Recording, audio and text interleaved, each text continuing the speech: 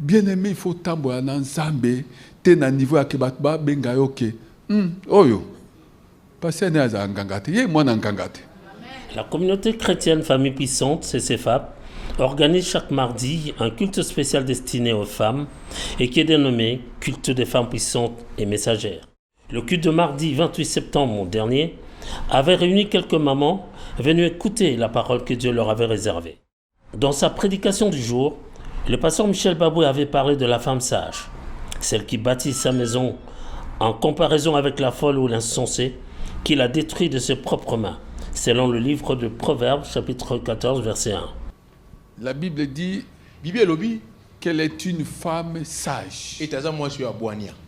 Sa sagesse consiste en ce qu'elle sait que c'est Dieu qui l'a créée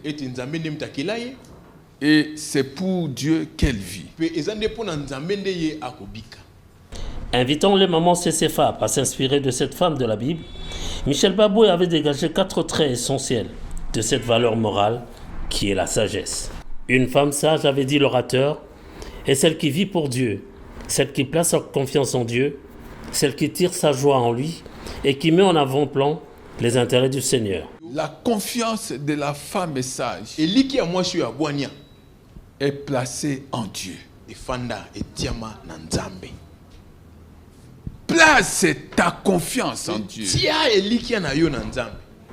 Pour donner à cette prédication sa saveur essentielle, Michel Baboué consacrera son intervention à dégager les principaux bénéfices qu'une femme tirera de sa vie pour le Seigneur. Une femme qui vit pour Dieu, avait dit le serviteur de l'Éternel, aura une vie transformée.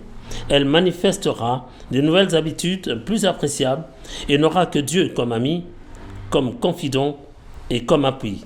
Selon le livre de Psaume, chapitre 33, verset 21 et chapitre 37, verset 5.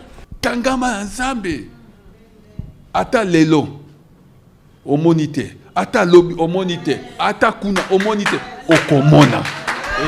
Ta vie va changer. Rien n'est impossible à Dieu. Rien n'est impossible à Dieu, bien-aimé.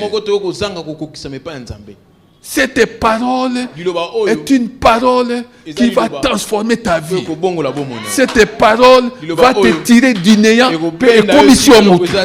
Cette parole va amener la paix là où il n'y avait pas la paix.